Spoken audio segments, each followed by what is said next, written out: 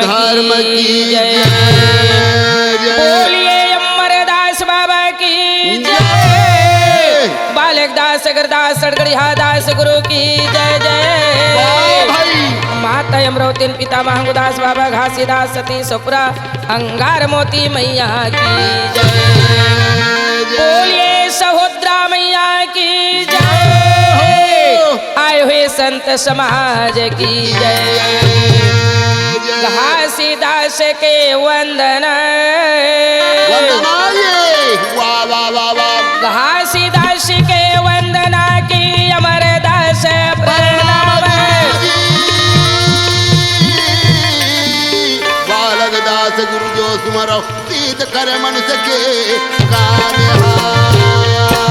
गुरु मिलन को चाहिए तजमाया अभिमान।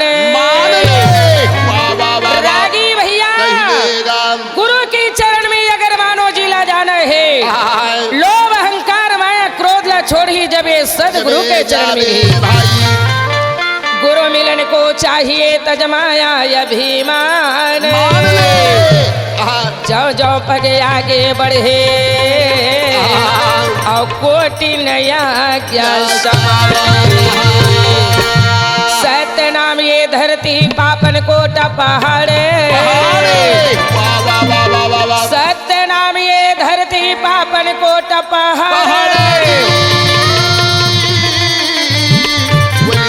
सत्यनाम की काल हुए तो फुल फुल प्रकाश में साहेब सुरता लमाए। दो फुल फुल प्रकाश में साहेब सुरता लमाले। सत सुग्रीव देवसत प्रेम रूपी मंगल गाला। बोली बाबा गुरु घासीदास की। तोर मालिक सत नामला तोर मालिक सत नामला। तोर मालिक सत नामला तोर मालिक सत नामला। कब भज होगा सतना तोर मालिक सत नामला जी।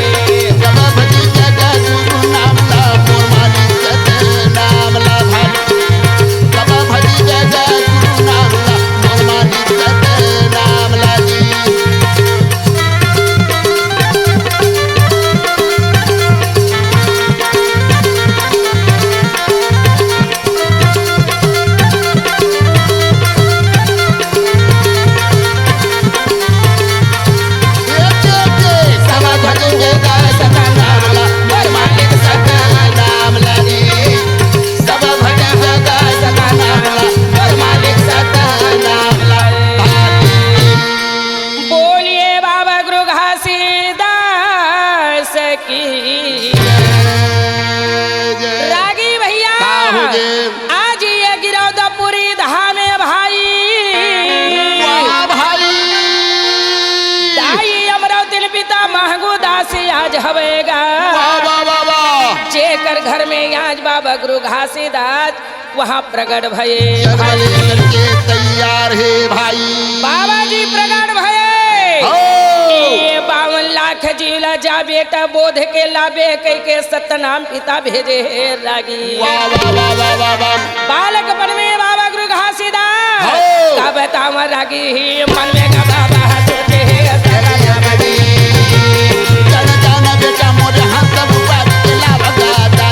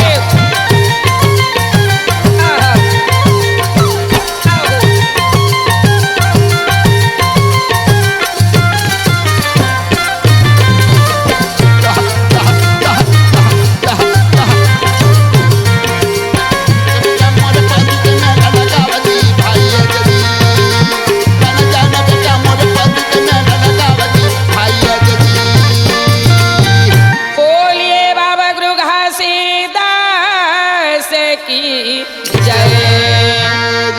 ये गिरौदपुरी के धरती में देख तो दाई अमरावती पिता महगुदास से भैया वाह वाह वाह वाह। जेकर घर में आज 52 लाख जिला मुक्ति करे के लिए गुरु घासीदास बाबा प्रगटेगा। जय हो जय हो।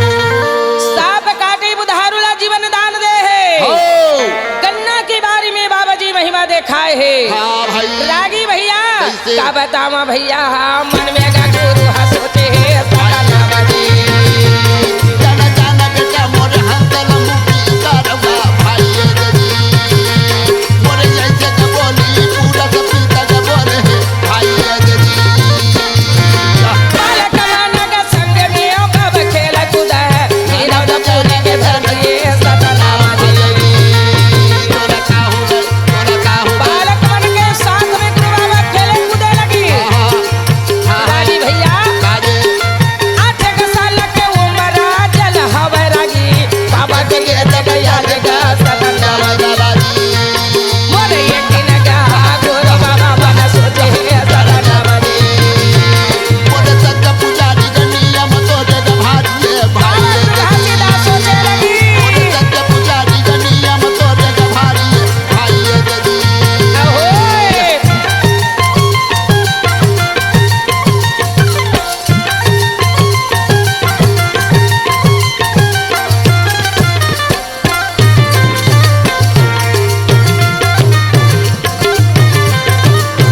ये जाना जाना बेटा मोरे कैसे का पानी बोल भाई जजी मोरे हंसल तू मन जान गजाली बता बगा भाई जजी बाबा गुरु घासीदास के 8 साल के उम्र है। उम्र हमारे भाई 8 साल के उम्र वाले कमन के संग ला छोड़ करके बाबा जी खेले लगी चकल चले लगी भाई रागी भैया काजे एक दिन बाबा गुरु घासीदास मैया अमरावतीला कहेगा वाह वाह वाह वाह वाह वाह देख तो दाई आज मैं मामा गांव मटिया मड़वा घूमे पर जाते। चल देते हो घूम के आ जाते हो दाई दाई अमरावती ने कहे बेटा हो। जब आज तय वहाँ घूमे जाऊँ कहा था आय। जा जा बेटा तोर मामा के गांव ला आज घूम के आ जा कह के मैया जी आज सुंदर के साथ बोले लगी। जय जय और वही दिन बाबा गुरु घासीदास का बोले हैं जब मटिया मड़वा नाव गाँव में पहुंची छ ना हाँ कि एक मानुष के मृत्यु का होए है। वाह वाह वाह वाह वाह वाह वही दिन देख तो भैया या जो मानव जीवन के वो 10 गात बस्ती माँ रहे। 10 गात्रा हुआ थे ओ बस्ती में 10 गात्र होते हो। जब के समय समाज जुड़े हैं वही जगह में बाबा जी पहुँचे आज पहुँचे लगी। भैया जब गांव बस्ती के कहे ये काहे तोर नियम में हम नहीं चलन गांव वाला के हाँ हाँ चाहे तय गरीब हो वाह वाह चाहे धनवान हो धनवान हो तोला समाज ला भोजन देबर लगी ये समाज ला तोला भोजन देवर लगी या आ तोला रोटी कलेवा मेवा मिष्ठान देवर लगी गाँव जय जय कैसे पंचायत मगपा से होवे जागी कैसे पंचायत मगपा से होवे भाई समागा नाम सते नाम बाबा ये जग मगुर पहुंचे जाई के भैया मोरे देखा लगे भैया ये जग मगुर पहुंचे हवे भाई आए ये समाज के नियम ला देख के बाबा गुरु घासीदास कहे भाई या कि ये नियम करत थे थोकन मोल गलत लगा थे गलत लगा थे भाई ये समाज के बातें हो अरे भाई एक नारियल फोड़ लेते और फल फल हरी नान के आज ये गरीब के घर समाज ला में एक जगह बैठ करके प्रसाद पा लेते हो भाई फल ला के एक जगह बैठ के प्रसाद पा लेते होगा। या 3 दिन के लड़का हम ला कानून देवे जाई ये दे। लड़का हम ला कानून देवे ये का। ऐसे पानी गए के बोले कि भैया का ये दे रमज दे का जंगल लड़का ये दे खड़ा हुए भाई पानी गए के बोले कि भाई बाबा गुरु घासीदास के बात ला सुन के ना समझ वाला लागी देख तो भाई आगे जला थे चूल्हा ते मेरा खाना बनाए बर हंडी बनाए है आगे जला थे जमा खाना बनाए बर हंडी बनाए है आज कहे ये एकर उम्र ला देख। तो 8-9 साल की दिखत है, एकर बात तो देखते 80 साल के सियान नहीं पूरा तैसे बोला थी। अब ये हमर गाँव में निया करेला है। हाँ भाई, अरे 4 जन उठ के देख तो ये हंडी के केरवा छला निकालेगा। वाह वाह वाह वाह वाह वाह। और हंडी के केरवा छला निकाल के बाबा गुरु घासीदास के आज मुखार सुने। बिंदा लगाए लगी भाई। ये अरे मान जा मान जा मान जा मान जते भारी भारी। बाबा गुरु घासीदास के रुक जा भाई रुक जा। आज ये केरवा छला बाबा के मुखार में लगाए लगी। ये मान जा मान जा मान जा मान जा मान जा ना माले। माना माना ए दे कहा नाला बाचा नाला मान जा ना माले। कहाँ नाना बाजा नाना मानो मान जा संत भाई। बाजा नाना मानो कायला बाहर मर जाना का जाना मान जा भारी भारी। मैं हाँ नहीं मानो मैं हाँ बाबा नहीं गुरु मानो। घासीदास के बाबा मानो जी। आज ये मोर सत्य ज्ञान नहीं जाने। वाह भैया वही का गावेला गुरु हमें मान जा भारी भारी आज कटिया मनवा ले निकल गए। अरे भाई मैं गिरापुरी जात हूँ। जय हो ऐसा ना रुपया में का तो का जमा मान जा भारी भारी। ये दे कहा नाला बाचा नाला मान जा ना माले। कहाँ नाना बाजा नाना मानो मान जाए। बाजा नाना मानो आओ।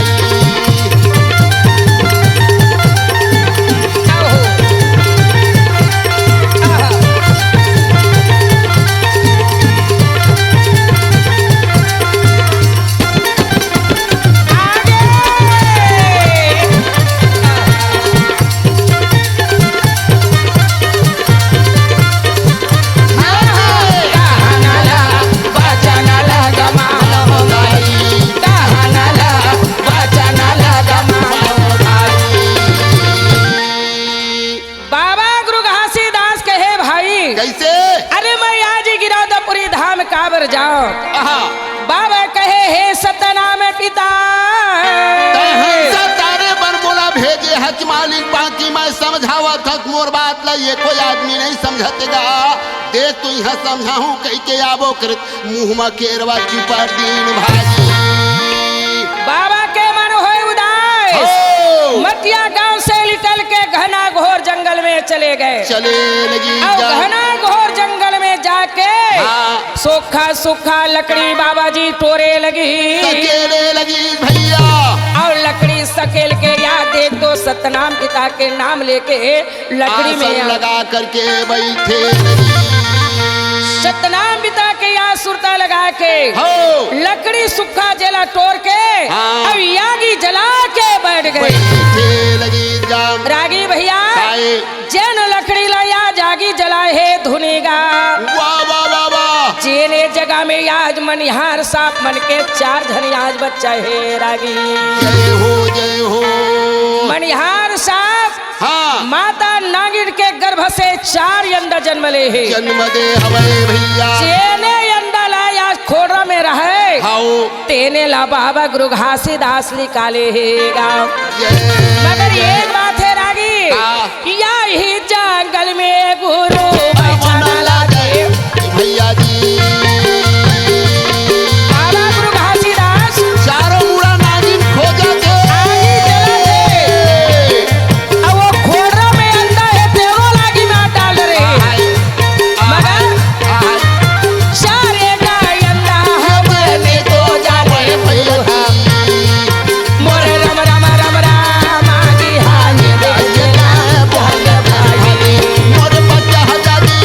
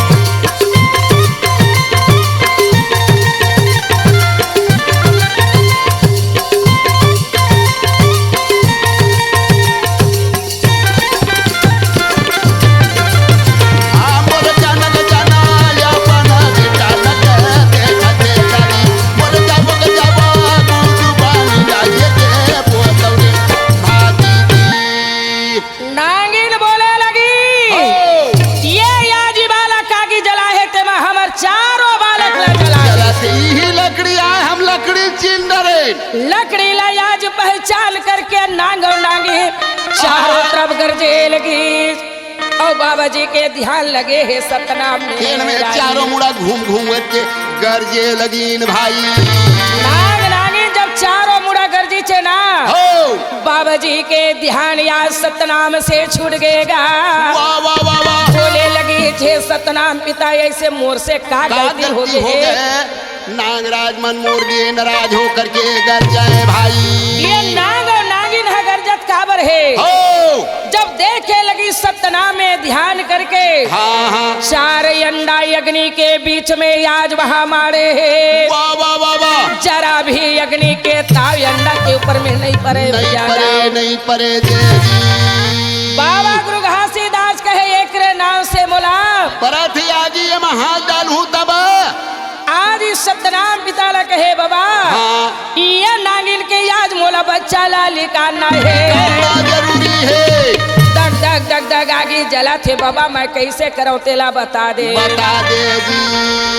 अक्का बात ला सुन के आओ बाबा गुरु घासीदास कहे बेटा आए। हर केला बेटा मानी जाना सत्यनामादी ये घासीदास कही दे क्या कही दे अगनी में चीटी देखावेगा बाबा। मन सोचना लगे कैसे पूजनी तोरे दुनिया माँ कैसे चारा को है भाजी कैसे पानी लाया दे बोला वो काबर बोले लगी भाजी नम नामा नामा सदे नामा दा ये दे जाते लगी दादी।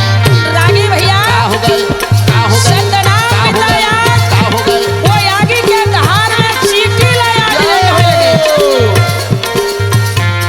रागी भैया का देगा मना मना याद ये का भाई जब गुरु घासीदास के ये सुमरन ला सुनी ना अग्नि के धार में चाटी गा ये दे मोदा लगेगा आज लगे हमें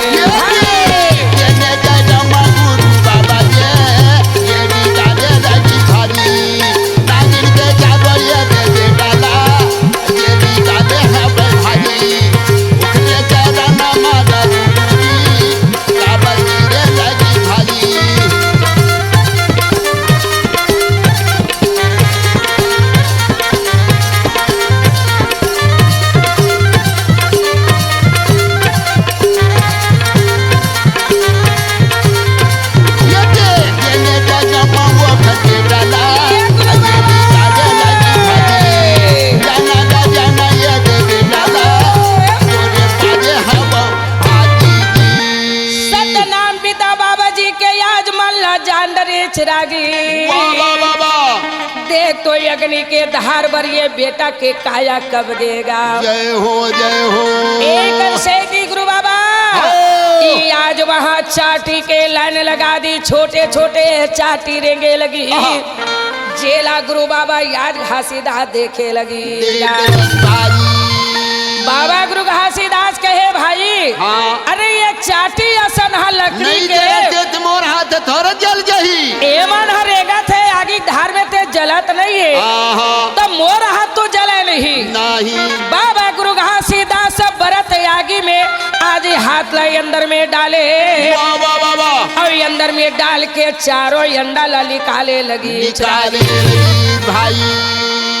चारों अंडा ला निकाल के नाग और नागिन के आज हाथ में अंडा को दे लगी जेल अब तुहर बच्चा ला भाई। सोन के यत्का बात से कहे आज वहाँ पर में धन है बाबा तय हले के आज छोटे बालक हवे तोर मेरे बुद्धिमानी है तोर ऊपर मत जीव के ऊपर मत दया हवे गुरु ये कह करके दोनों नाग खड़ा हो करके स्तुति करे लगी भाई।